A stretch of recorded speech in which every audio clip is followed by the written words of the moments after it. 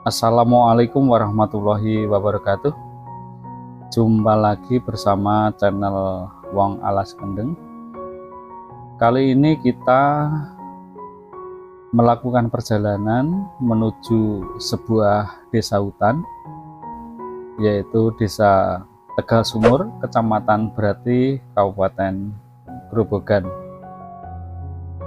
Dan nanti di Desa Tegal Sumur kita akan meliput aktivitas salah seorang petani hutan dengan membudidayakan tanaman kacang panjang yang dilakukan pada lahan tada hujan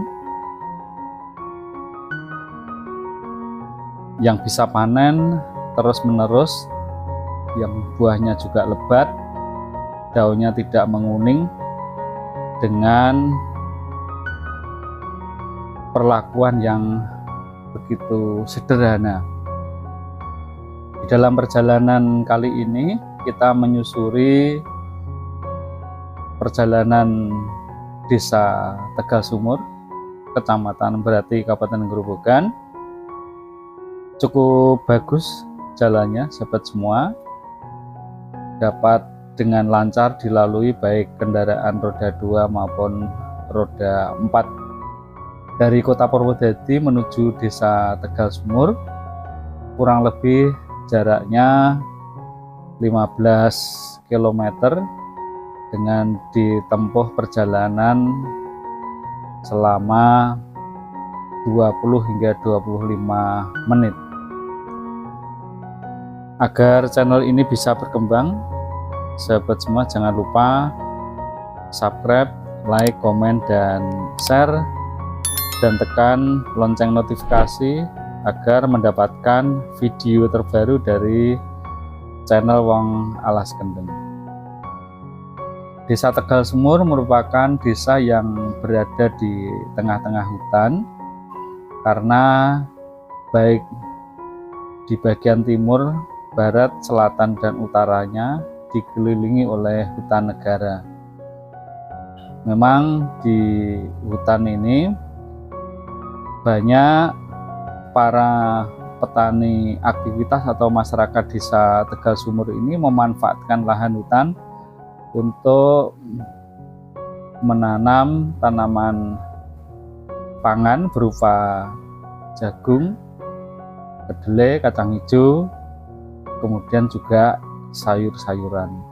Namun demikian, sahabat semua, nanti kita akan meliput tidak di kawasan hutan tapi di luar kawasan hutan, yang aktivitas petani hutan tersebut menanam tanaman kacang panjang. Untuk menuju Desa Tegal Sumur, tepatnya di lokasi lahan yang ditanami tanaman kacang panjang ini, kita naik terus. Memang di Desa Tegal Sumur ini adalah merupakan desa di atas atau di perbukitan Pegunungan Kendeng Utara. Meskipun nanti kita bisa melakukan peliputan aktivitas para petani hutan tersebut di samping tanaman-tanaman yang fokus kita liput, yaitu tanaman kacang panjang. Tanaman kacang panjang ini juga banyak ditanam oleh para petani Desa Tegal Sumur sebagai salah satu tanaman sayur-sayuran, meskipun juga tanaman pokok yang paling banyak memang budidayanya adalah tanaman jagung, kemudian kedelai, ada kacang hijau, kacang tanah, dan ada tumpang sari yang lain berupa cabai, kemudian tomat, dan ketela pohon. Kita masih dalam perjalanan. Suasana di sore ini kita bisa melihat kanan dan kiri ini banyak lahan yang ditanami tanaman pangan. Kondisi lahannya bisa kita lihat sahabat semua, berupa perbukitan batu. Lahannya ini memang tidak datar, perbukitan. Kita naik terus sahabat semua. Kalau kita langsung melakukan perjalanan ini terasa naik. Ini di atas pegunungan Kendeng. Kita melakukan perjalanan di sore hari ini, kita bisa juga melihat panorama pegunungannya. Kalau sebetulnya kita melihat ke bawah ini, kita bisa melihat kota-kota kecamatan di Kabupaten Grobogan karena ini berada di ketinggian.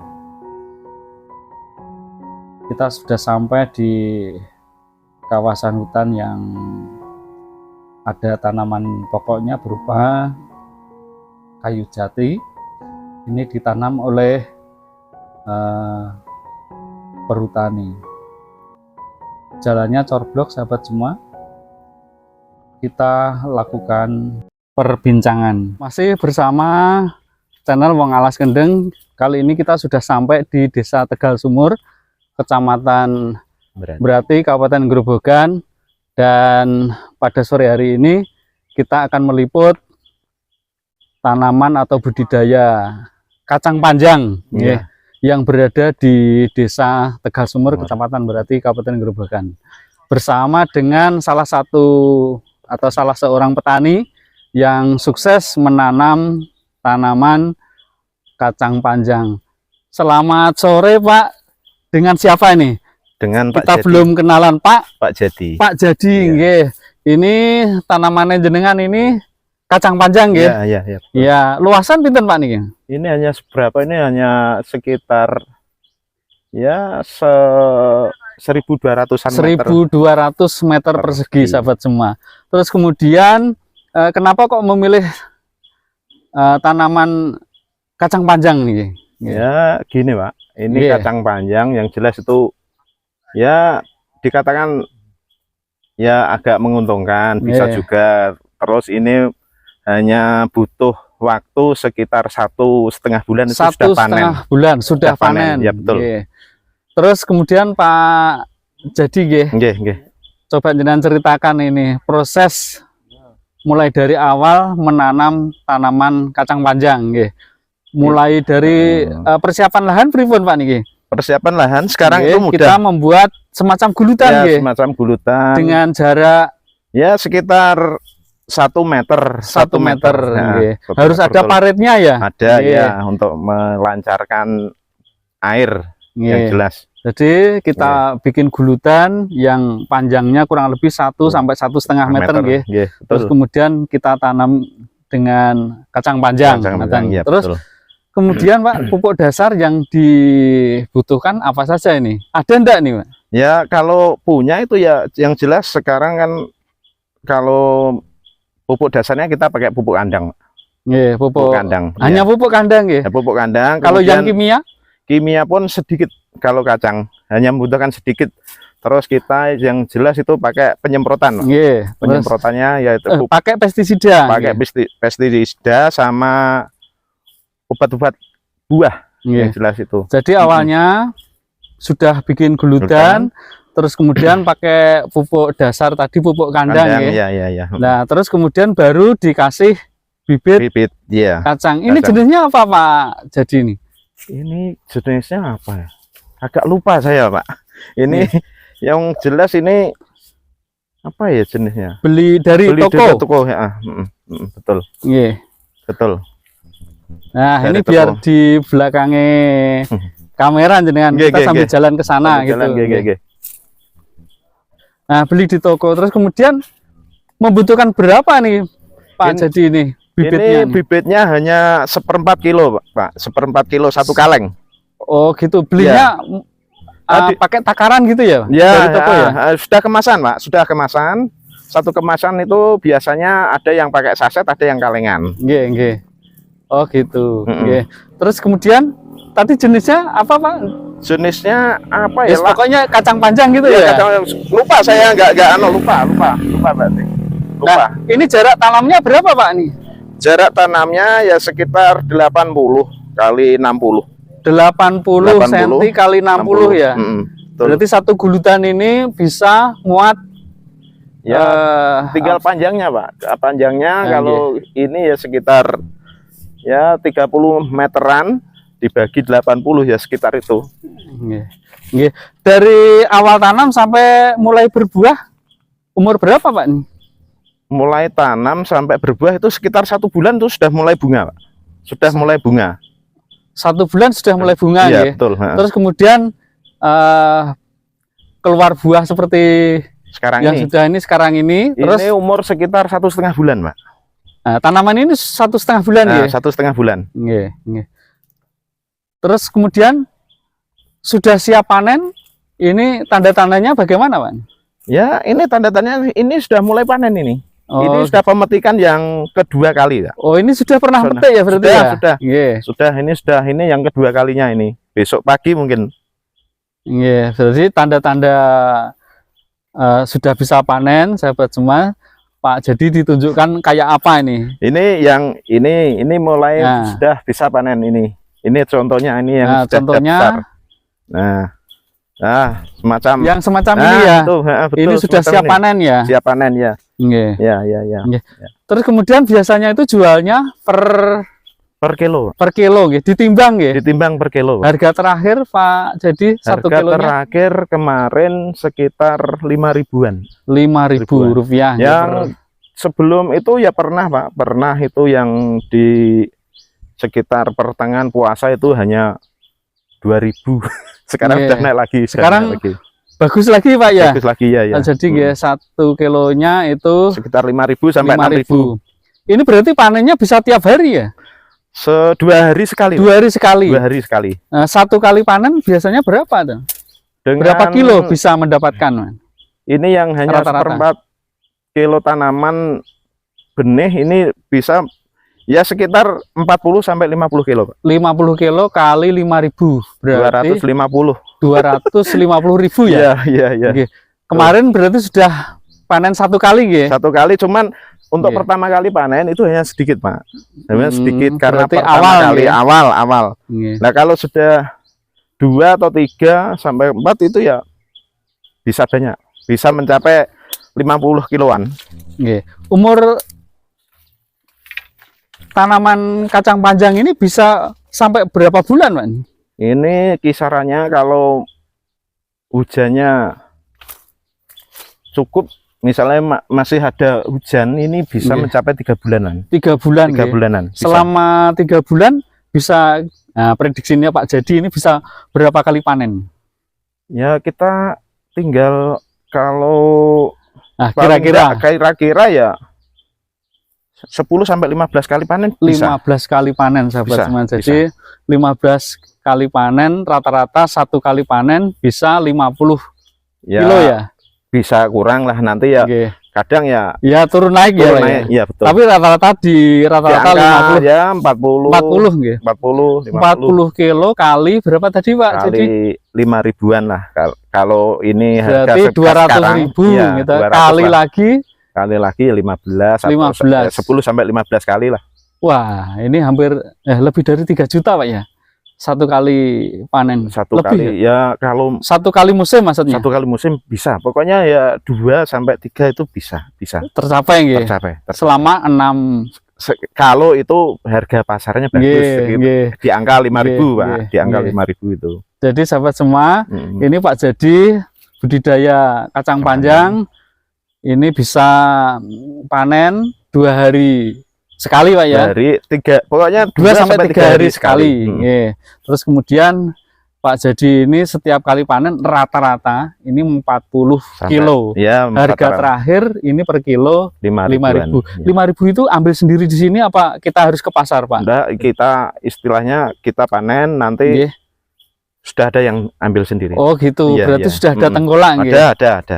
Berarti kalau panen tidak ada masalah ya Pak Jadi ya? Insya Allah tidak ada. Alhamdulillah.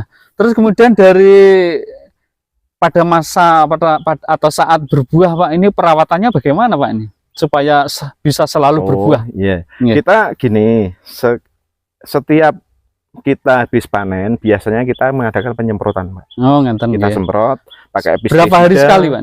Ya minimal itu seminggu 2 kali lah. Seminggu 2 kali. kita semprot Nggih. untuk ya pestisidanya, kemudian ya untuk istilahnya untuk pemacu untuk buah gitu, Pak. Ngoten, nggih. Betul. Ini berarti sahabat semua, ini pemeliharaannya hanya disemprot saja nggih. Semprot. Tapi kalau pupuk enggak ya? Pupuk kita sudah menggunakan pupuk daun, jarang, kita hanya sedikit. Misalnya kita menggunakan pupuk apa itu? Pupuk kimia, kita hanya sedikit. Kalau kacang hanya sedikit. Jadi pemeliharaannya ini sangat ringan, sangat ringan, sangat ringan. Kemudian Pak Jadi, hama penyakit yang pernah ditemui Pak Jadi untuk kacang panjang ada enggak, Pak? Ini hama biasanya Pak, itu apa? Ulat sama ini yang sering terjadi itu adalah kuning daun, semacam ini loh. Ini berarti ini termasuk bule ya? Iya, bule. Termasuk penyakit, penyakit, Pak.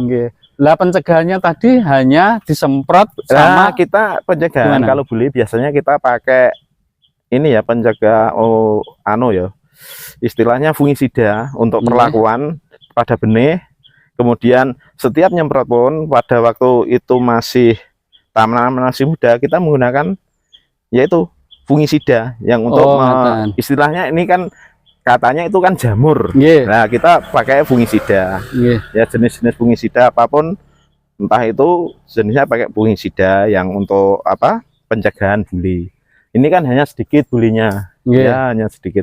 Kadang ada, Pak, semua kadang habis tanam kemudian kacang sudah istilahnya merambat, itu nanti langsung bule semua, ada semacam itu juga ada.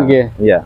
Tapi kita kalau sudah istilahnya kita sudah apa untuk pencegahan mulai dari benih, kemudian dari misalnya usia tanaman masih muda kita perlakuan pakai fungisida, ya kadang insya Allah ya apa ya bisa meminimalisir untuk tumbuhnya bule, Pak. Jadi kesimpulannya ini untuk mendapatkan apa pestisida, fungisida, terus kemudian pupuk tadi sangat mudah, nggih. Mudah. Toko banyak yang menyediakan, tidak kesulitan. Terus kemudian tadi pasarnya juga tidak kesulitan. Betul. Kalau seluas ini tanaman jenengan butuh tenaga berapa, Pak? Hanya jenengan tok apa? Ini tenaga lain juga? Betul, Pak. Ini kalau hanya tanaman hanya segini yang luasnya aja 0,8 hektar lah kasarnya. Ini enggak butuh istilahnya. Ya kita kerjakan sendiri mampu. Jadi enggak usah menambah biaya tenaga. Enggak usah tanaman semacam ini enggak perlu istilahnya nambah tenaga. Misalnya baik pembuatan apa penyediaan untuk tanaman, untuk lahan, nah hanya luasan segini bisa dikerjakan sendiri. Kemudian penyemprotan, kemudian untuk pemanenan mungkin hanya segini mampu.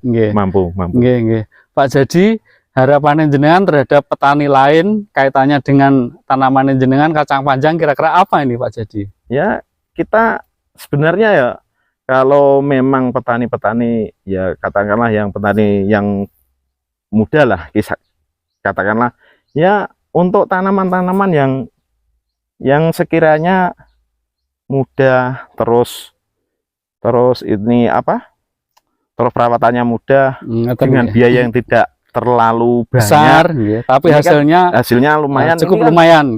Terus sedikit hanya apa ya, biarpun sedikit katakanlah hanya 100-200 katakanlah, tapi kan dalam waktu 1 minggu kan minimal 2 kali. Minimal ya saya berharap ya untuk kita beristilahnya apa ya,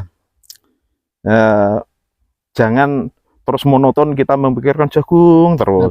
Kita harusnya ya berpikir yang untuk misalnya beralih ke tanaman komoditas lain, contohnya kayak kacang, kemudian sayur-sayuran, pokoknya lah ada kemungkinan ada kayak gambas, kayak terong, apapun itu yang jelas hanya yang enggak terus nak kayak jagung kan begitu panen banyak uangnya. Tapi ini untuk istilah untuk menambah istilahnya pendapatan, ya mungkin dengan palawija termasuk sayuran ini cukup menjanjikan. Nah, saya ya berharap mudah-mudahan dengan adanya ini ya mungkin banyak petani-petani yang mungkin beralih pikiran untuk ini tanaman yang lain selain padi dan jagung. Ya, betul. Harapan kepada pemerintah, Pak? Harapan kepada pemerintah yang jelas ini ya, kita berharap dari apa ya, Pak? Dari hasil membantu memasarkan, kemudian ya paling tidak itu nun sewu ada istilahnya kayak pendampingan terus setelah adanya panen baik itu komoditas jagung maupun sayuran itu nanti harga itu loh, harga kan menjaga harga supaya stabil mungkin ditentukan dengan HIT-nya, harga eceran tertingginya berapa gitu kan.